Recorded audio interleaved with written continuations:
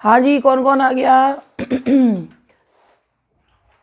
Good evening everyone. भाई आप लोगों को मैंने गुड इवनिंग एवरीवन। मैंने आप लोगों को मैथ्यू पोएम्स जो हैं वो सेंड करी थी। लिख लिया आप लोगों ने? तो मैं आज समझा दूँ उन्हें। Good evening everyone. जल्दी बताओ।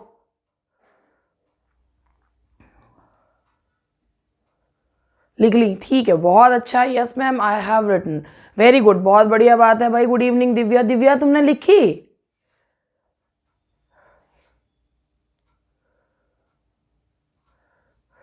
हाँ, तो मैं आज आप लोगों को मैथ्यू पोएम्स के बारे में बताऊंगी। मैथ्यू पोएम्स क्या थी, क्या है। और इन पोएम्स को मैंने जो है उनकी पोएम्स को पढ़कर अच्छा, कहीं कहीं वर्ड समझ में नहीं आ रहे हैं, कोई बात नहीं, वो मैं समझा दूंगी। वो मैं पढ़ूंगी अभी, तो फिर लिख लेना। जो वर्ड समझ में नहीं आएगा वो मैं समझा दूंगी, ठीक है? ओके। ओ गॉड, इवनिंग हो रही है। Good evening ma'am. Good evening ji. तुझे नहीं पता चला आज गुड इवनिंग हो रही, मतलब इवनिंग हो रही है? तो भाई मैथ्यू पोएम स्टार्ट कर रही हूँ। और हेलो एंड वेलकम एवरीवन। एक मिनट ना, मैं ज़रा यूट्यूब वालों को भी बात कर लूँ, ये यूट्यूब पे भी जा रहा है, ठीक है? Hello and welcome everyone. मैं डॉक्टर स्वाति शर्मा आप लोग का यूट्यूब पे भी स्वागत करती हूँ। और आज हम लोग मैथ्यू पोएम्स जो हैं वो पढ़ेंगे। तो ठीक है, चलिए स्टार्ट करते हैं। पहली बात आपको मैं ये बताऊं कि ये मैथ्यू पोएम्स आखिर हैं क्या। तो चलो लिखते हैं इसके बारे में कि मैथ्यू पोएम्स के बारे में। एक तो सड़ा हुआ मार्कर है, हाथ में आया सड़ीला सा।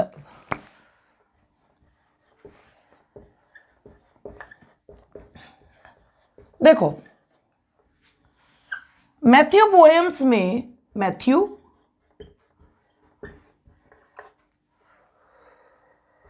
The 2 April mornings,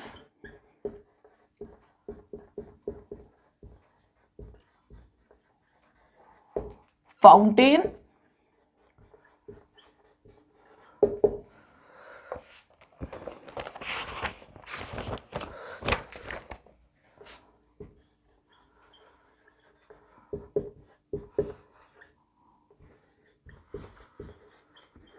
देखो अब मैं आप लोगों को जो ये बताऊं कि ये जो पोएम्स है मैथ्यू वर्ड्सवर्थ ने, ये पोएम जैसे लूसी पोएम्स, वर्ड्सवर्थ ने 5 लूसी पोएम्स लिखी। जो उसने जो है उनमें से 5 में से एक उसने, बाकी तो सारी की सारी उसने जो है वो जर्मनी में लिखी। लेकिन जो बाकी की एक पोएम थी वो नहीं वहाँ पर लिखी उसने। I travelled among unknown main. और ये जो है मैथ्यू पोएम्स ये गौसलार में लिखी हैं उसने। ये मैथ्यू ना वर्ड्सवर्थ का एक फ्रेंड और एक स्कूल टीचर था, जिसके बारे में वर्ड्सवर्थ ने इसमें बताया है। और ये डिफरेंट जो पोएम्स हैं इनमें इसी का वर्णन जो है वो दिया गया है। कुछ क्रिटिक्स ने ये कहा कि the tables turn and expostulation and reply भी इसी में ही शामिल होनी चाहिए। लेकिन मैथ्यू पोएम्स में इन्हीं पोएम्स को माना जाता है। और वो भी इनमें Matthew, the 2 April mornings, fountain, address to the scholar, इन्हीं को माना जाता है। और इनमें भी ये 3 पोएम सबसे ज़्यादा जो करीब मानी जाती हैं कि मैथ्यू पोएम्स हैं। क्योंकि आपको पता है ये जो टाइटल्स हैं ना, ये वर्ड्सवर्थ ने तो दिए नहीं हैं, ये तो क्रिटिक्स देते हैं। तो किसी क्रिटिक ने ये कहा कि भाई एड्रेस टू द स्कॉलर्स को भी मैथ्यू पोएम्स में शामिल कर लो, टेबल्स टर्न और एक्सपोस्टुलेशन एंड रिप्लाई को भी शामिल कर दो। तो लेकिन जो मेन जो मैथ्यू पोएम्स हैं वो ये हैं, Matthew, the 2 April mornings and fountain. तो अब मैं आपको इसके बारे में क्या है, क्यों है, कैसे है, ये बता रही हूँ। देखो, अक्टूबर 1798 से फेब 1799 तक वर्ड्सवर्थ ने ये मैथ्यू पोएम्स कंपोज करी। क्योंकि उस समय पर 1795 में ही मेट विद कॉलरिज। और इस समय जब ये पोएम उसने लिखी थी तो वो गौसलार में था और अपनी बहन डोरोथी के साथ। And he got some sort of separation from Coleridge. उसको कॉलरिज से वो अलग हो गया था, तो ही सॉर्ट ऑफ डिप्रेस्ड, वो थोड़ा सा डिप्रेस था। तो उसको लगता था कि जो है उसने डिप्रेशन में ही इन पोएम्स को जो है वो लिखा है। तो हम इसमें ही 1798 से 17 अक्टूबर 1798 से फेब 1799 के बीच में लिखी गौसलार में। और जो ये पोएम्स है इनमें हम पहली पोएम बात करते हैं मैथ्यू की। तो जो मैथ्यू जो पोएम है इसका जो ओरिजिनल टाइटल था वो था lines written on a tablet in a school. तो भाई ये जो ओरिजिनल टाइटल था मैथ्यू का वो ये था lines written on a tablet in a school. तो सबसे पहले मैं आपको ये बताती हूँ ओरिजिनल इसके पोएम का title lines written on a tablet in a school था। 1820 में इसका टाइटल चेंज करके मैथ्यू जो है वो कर दिया गया। अब मैथ्यू था कौन? मैथ्यू एक स्कूल टीचर था। एक स्कूल दिखाया इस पोएम में, एक स्कूल दिखाया, टैबलेट एक लकड़ी का तख्ता जो होता है जिस पर जो टीचर्स होते हैं जब उनकी ज्वाइनिंग होती है और जब वो उनका रिटायरमेंट होता है तो उसकी डेट लिखी होती है। तो उन्हीं टीचर्स में से एक टीचर है मैथ्यू। और वर्ड्सवर्थ जो है वो उस टैबलेट पे जब नाम पढ़ रहा है तो वो इस पोएम में वो इमोशनल हो जाता है कि उसका एक फ्रेंड था मैथ्यू जिसने स्कूल में काम करा। और वो इसी पे ये कहता है in a school there is a tablet. इस स्कूल में एक टैबलेट है on which names of its school masters are inscribed, जिस पर उसके स्कूल के मास्टर्स के नाम जो हैं वो लिखे हुए हैं। The poet asks the reader, poet जो है वो रीडर से कहता है if you see the name of Matthew, कि अगर तुम्हें मैथ्यू का नाम इन नामों में दिखे, then do show your concern, तो प्लीज़ रुक जाना थोड़ी देर, अपना कंसर्न दिखाना। अगर तुम्हें उसको याद करके तुम्हारे आंसू बहें तो उन आंसुओं को बह जाने देना। अगर तुम्हारी जो फीलिंग्स हैं वो निकल कर आए तो उन फीलिंग्स को बाहर निकल के आ जान देना, क्योंकि वो एक बहुत अच्छा इंसान था, एक बहुत अच्छा टीचर था। और क्योंकि अब उसकी मृत्यु हो चुकी है और उसी के साथ उसकी जितनी and with him all his good attributes have also gone. उसकी मृत्यु हो चुकी, उसके साथ उसके सारी जो एट्रीब्यूट्स थे वो भी जा चुके। वो एक ये बताता है मैथ्यू किस प्रकार का व्यक्ति था। He was really a man of substance. वो एक बहुत ही अच्छा व्यक्ति था जो अपने दुख को अपने भीतर ही समा के रखता था। वो कभी अपने दुख को he never expressed his feelings with anyone. वो किसी के साथ अपनी फीलिंग्स को शेयर नहीं करा, कभी अपनी फीलिंग्स को एक्सप्रेस नहीं करा। And he used to keep his woe within him, अपने दुख को अपने अंदर ही रखा करता था। तो पोएट कहता है कि मैथ्यू भगवान की बेस्ट क्रिएशन था, सभी में सबसे अच्छी क्रिएशन था। He was a happy soul. वो बहुत ही अच्छा जो है वो बहुत ही हंसमुख और बहुत ही खुश मिजाज जो है वो व्यक्ति था। इसलिए अगर जब तुम उस स्कूल जाओ, उस टैबलेट पे तुम्हारी नज़र पड़े और तुम उसका नाम देखो तो उस नाम को याद रखना, और अगर उस नाम से जुड़ी हुई तुम्हारी फीलिंग्स हों तो उन फीलिंग्स को एक्सप्रेस जो है वो ज़रूर करना। तो बताओ भाई, अगर यहाँ तक बात समझ में आ गई हो तो बताओ, फिर लाइंस बताऊँ। मैथ्यू जो पोएम है, मैथ्यू एक जो है एक स्कूल मास्टर दिखाया है इन पोएम्स में, उसका फ्रेंड दिखाया है, और जो है ये 1798 से 99 के बीच में लिखी हुई हैं। Lines written on a tablet in a school पे है। बताओ भाई, यहाँ तक समझ में आया या नहीं आया?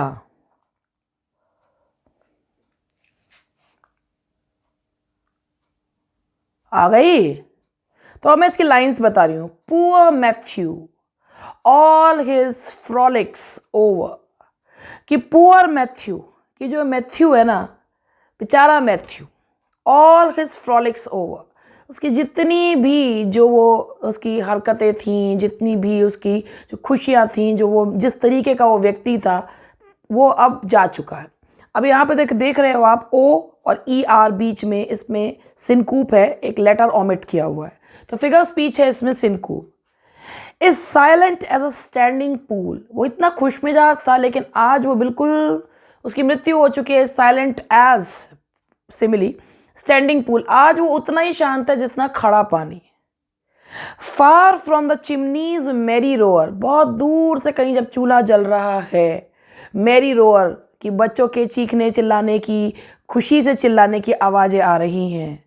And murmur of the village school, और विलेज स्कूल मर्मर है, पर्सोनिफिकेशन है, murmur of the village school. अब देख रहे हैं विलेज का स्कूल में से आवाज़ें जो हैं वो बच्चों की आ रही हैं, बच्चों की आवाज़ें आ रही हैं, गाँव की आवाज़ें आ रही हैं, बट मैथ्यू की मृत्यु हो चुकी तो कोई आवाज़ जो है वो उसकी नहीं आ रही। The tears which came to Matthew's eyes, Matthew was a very good teacher, Matthew was a very noble man। जब वो अपने सामने जो है वो अपने स्टूडेंट्स को और किसी को भी देखता था, the tear which came, अब वो जब उसकी आंखों में आंसू आते थे, वह tears of light, तो वो खुशी के आंसू हुआ करते थे। द ड्यू ऑफ ग्लैडनेस, ऐसा लगता था जैसे ओस की बूंदें हैं और खुशी के आंसू उनको देखकर, अपने जो आसपास के लोगों को देखकर उसके मन में बहुत ही खुशी के आंसू जो है उसकी आंखों में आते थे। बताओ भाई, यहाँ तक समझ में आई कि मैथ्यू के बारे में? यहाँ तक ये मैथ्यू पोएम के फर्स्ट मैथ्यू पोएम। जल्दी बताओ। मैं मर्मर बिल्कुल बिल्कुल है, ओनोमोटोपिया ही है, पर्सोनिफिकेशन भी है, और वो है ना village and murmur of the, हाँ ओनोमोटोपिया है। यहाँ हमने एक फिगर ऑफ स्पीच तो है ही, इसके अलावा एक ये भी है murmur of the village school, तो वो बच्चों की आवाज़ों से ले लिया ना, विलेज स्कूल, स्कूल की आवाज़ें थोड़ी हैं, बच्चों की आवाज़ें हैं, इसलिए। तो पहला तो ये हुई, पहली जो होती। अरे दो लोग कहाँ भाग गए? आरिफा, नवीन, गायत्री, दिव्या, बीनू, वैशा।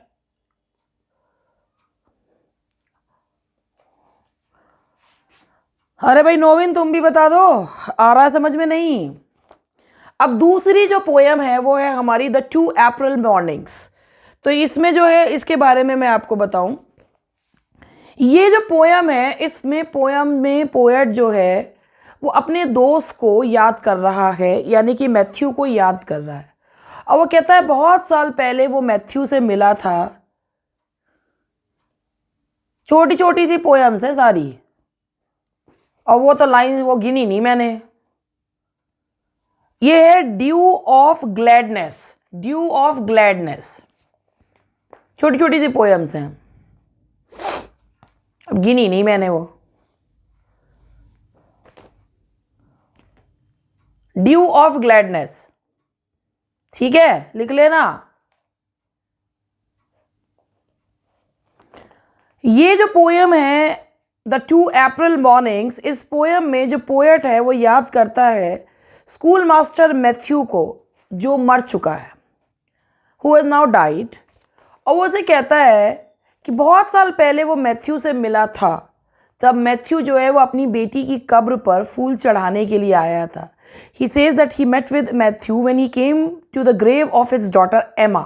Emma की ग्रेव पर वो फूल चढ़ाने के लिए आया था। And suddenly he saw a girl. उसने एक लड़की को देखा with wet hair, और वो लड़की बिल्कुल उसकी बेटी से रिजेंबल कर रही थी। उसने एक बार देखा, 2 बार देखा, और उसने कहा नो, ये जो है वो मेरी बेटी जो है वो नहीं हो सकती, उसकी तो मृत्यु हो चुकी है। वो मैथ्यू कह रहा है उसकी मृत्यु हो चुकी है।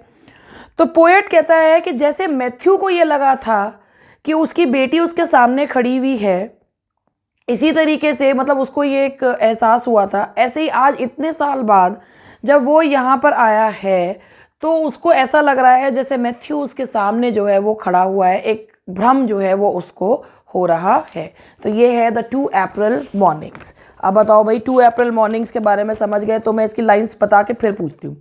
There came from me a sigh of pain, ठीक है, ये जो लाइंस है ना, ये मैथ्यू, इस पोएम के अंदर मैथ्यू की लाइंस हैं।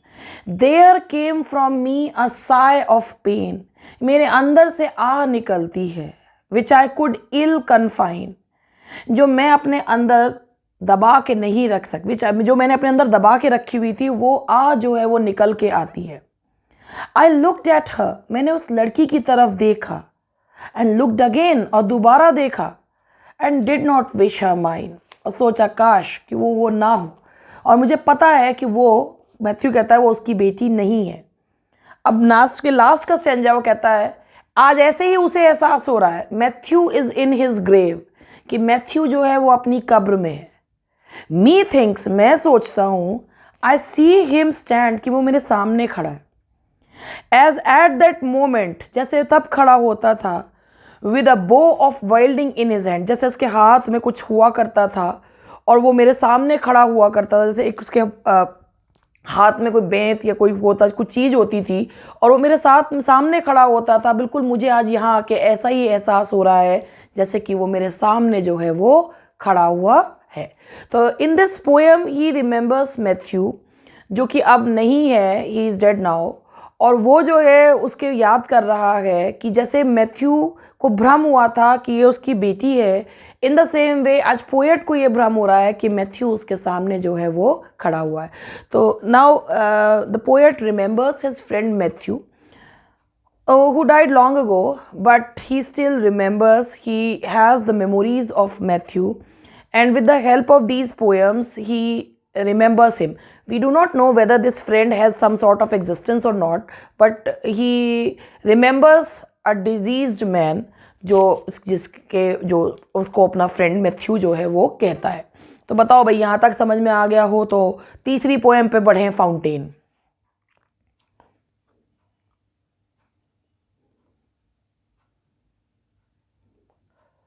आई है नहीं आई है? क्लियर है? अच्छा एक बात बताओ, इससे पहले तुम लोगों ने मैथ्यू पोएम्स का नाम सुना था? Did you hear of Matthew poems?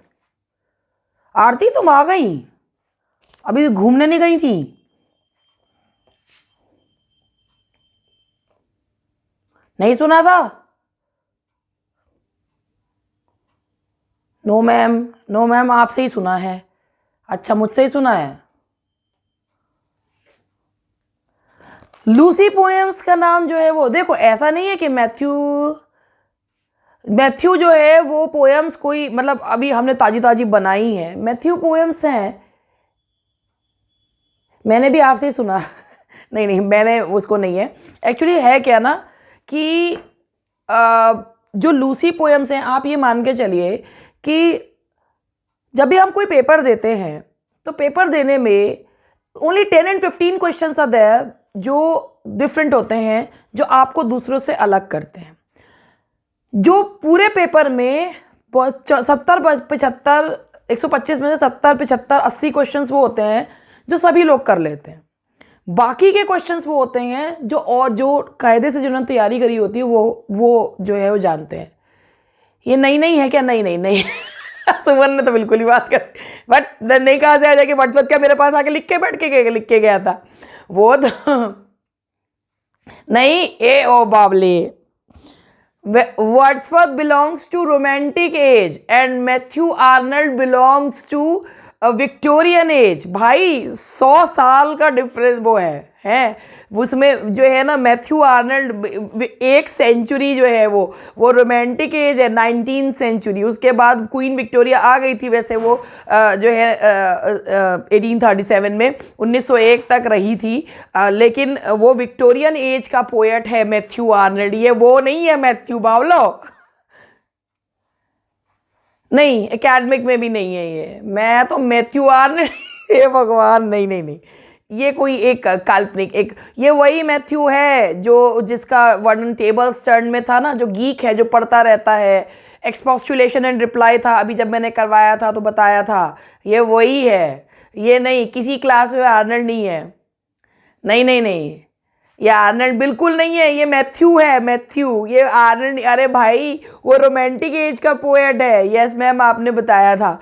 ये रोमांटिक एज का पोएट है वर्ड्सवर्थ, और वो विक्टोरियन एज का पोएट है। भाई दोनों को मिलाओ मत बिल्कुल भी। हाँ, और एक इमेजिनरी फ्रेंड के रूप में है। जैसे लूसी की identity nobody knows, in the same way nobody knows. मैंने बताया ना कि उस समय उसका सेपरेशन हो गया था, मतलब वो कॉलरिज से दूर था, तो उसने डिप्रेस मूड में ये पोएम्स जो हैं वो लिखी हैं। हाँ, तो भाई ऐसे मत करो, कुछ का कुछ मत करो, बस नाम सेम है तो कोई कुछ भी हो जाएगा क्या? कैसी बात करते हो तुम लोग भी। अब चलो नेक्स्ट फाउंटेन पोएम पढ़ा रही हूँ। हंस रहे हैं फिर अब? यस मैम, पता है इमेजिनरी। हाँ अच्छा, अब ये देखो, चलो फाउंटेन के बारे में करते हैं। ये जो पोएम है ना, इसमें पोएम का एक फ्रेंड जो मैथ्यू है, और पोएट और उसका फ्रेंड मैथ्यू जो है ना, वो एक फाउंटेन देखते हैं, एक झरना देखते हैं। उस झरने को देखकर फाउंटेन जो है ना, उनके मूड को बहुत खुश कर दे, मतलब बहुत लाइटन कर देता है, बहुत खुश कर देता है वो। और मैथ्यू कहता है कि ये जो झरना है was connected to natural immortality, ये जो झरना है ना ये अमर है। फिर अचानक से उसको एक ख्याल आता है कि इंसान तो नश्वर है, ह्यूमन बीइंग आर मोर्टल। तो वो कहता है वो ही फील्स फ्रस्ट्रेटेड, वो लगता है कि नेचर के ऑब्जेक्ट्स तो जो हैं वो इमोर्टल है, लेकिन ह्यूमन बीइंग्स की लाइफ तो बहुत कम समय की है।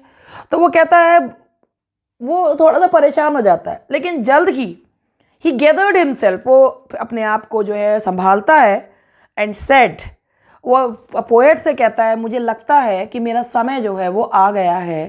एंड मतलब उसको ये लगता है कि he is about to die, उसका समय ख़त्म हो गया है।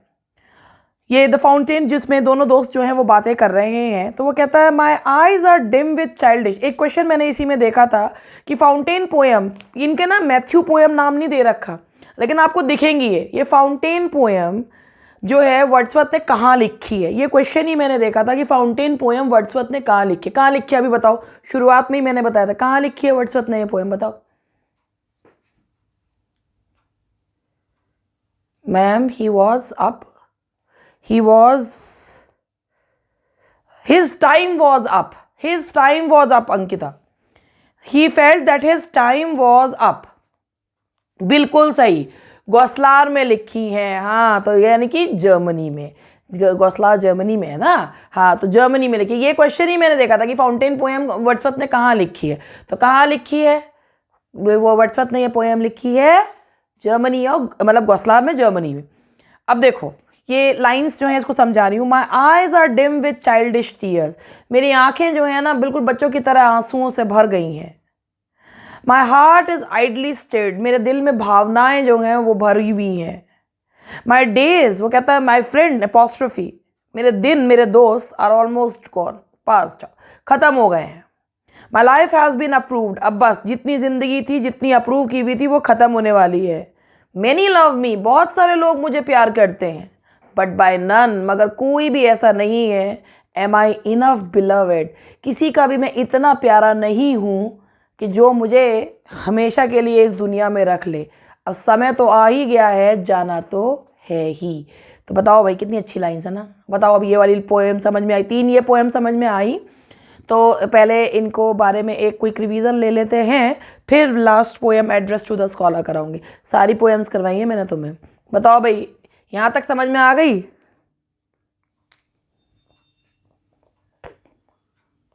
आ गई?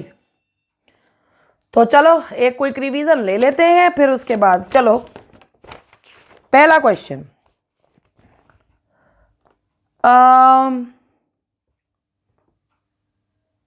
What is the original title of Matthew? What is the original title of Matthew?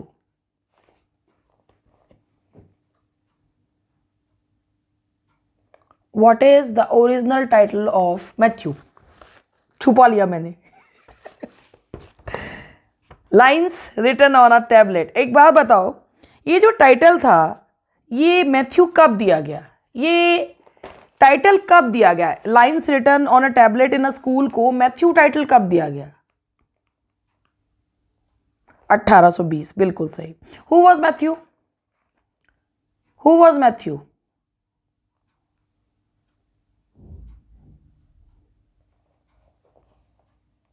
A teacher, बिल्कुल सही। In which poem there is a conversation over fountain between Matthew and his friend?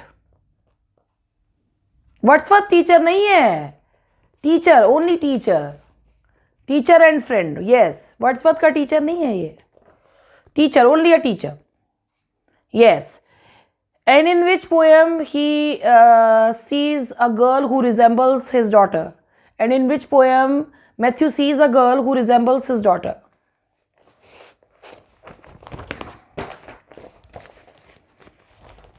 To Aprils, तो 2 April mornings, बिल्कुल सही।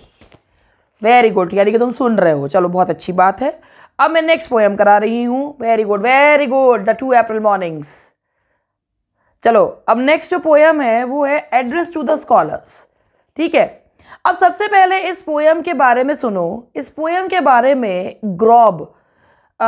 This poem ग्रॉब describes, ग्रॉब एक critic था, उसने ये कहा one of the least familiar of the Matthew poems, कि ये एक ऐसी पोएम है जो मैथ्यू पोएम्स में सबसे कम फेमिलियर है. This poem is not known to many people. बहुत कम लोग इस पोएम के बारे में जानते हैं, और दैट इज़ वाई ये 3 पोएम्स को तो लोग जानते हैं मगर इस पोएम के बारे में कोई नहीं जानता. Address to the scholars.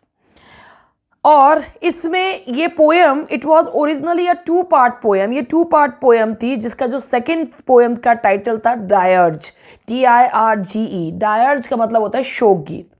ये पब्लिश हुई थी 1842 में. In this poem the poet describes a man, an individual who is far from reality. Though he loves nature but he is far from reality. वो नेचर को प्यार करता है मगर वो रियलिटी से बिल्कुल दूर है.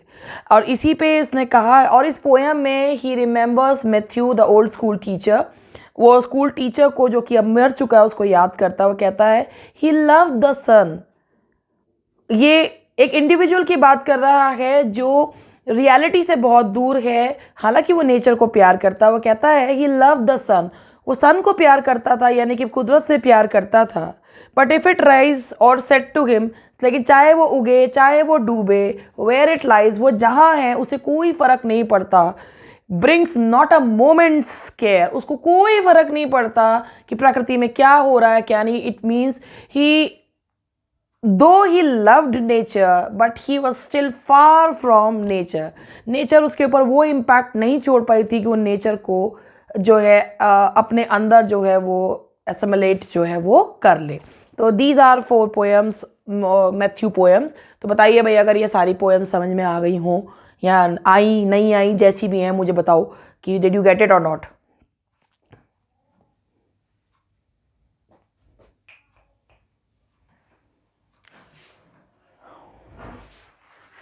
Got it. अरे वाह, बहुत बढ़िया भाई, बहुत बढ़िया. तो कैसी लगी पोएम्स?